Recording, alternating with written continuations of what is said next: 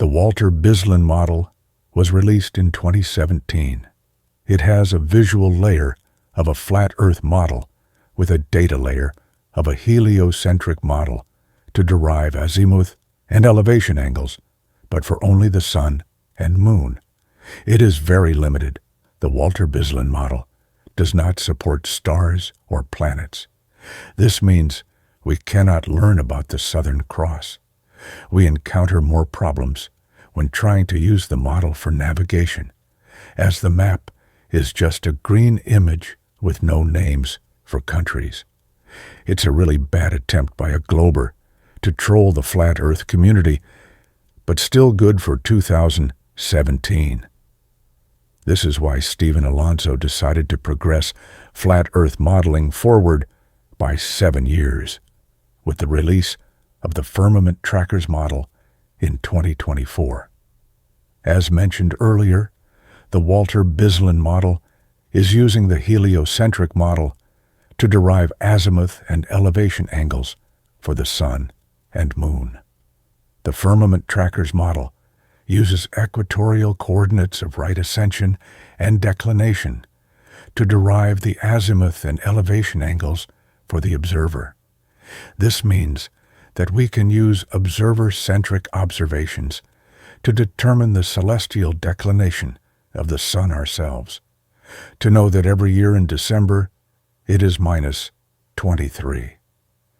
This is a sky coordinate that we can then input this into the model and see what the prediction is for any location, including Union Glacier Camp. No models are needed to determine this. We can figure out the data layer ourselves using Flat Earth model to validate the output of the visual layer, instead of the data layer being hidden in the Water Bislin model, as it's really a globe model designed to troll flat earthers. To clarify, the Walter Bislin model does not output nor support equatorial coordinates, since it's not a quantified model. Again, it is using a heliocentric model to derive azimuth and elevation angles for the Sun and Moon only.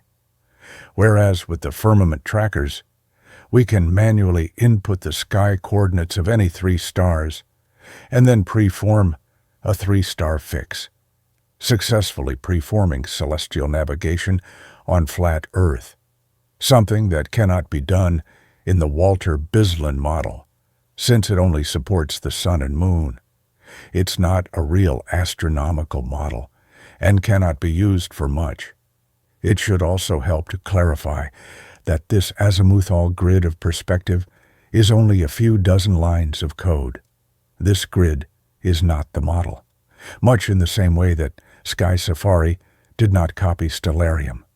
Every astronomical model uses this grid, as it is how the observer-centric perspective works.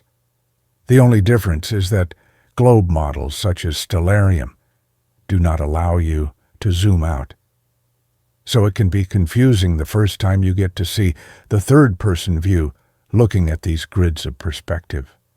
However, it's not special, and every astronomical model uses them. Finally, since the Walter Bislin model is a globe model, it cannot support multiple observers like what the Firmament Tracker Flat Earth can do.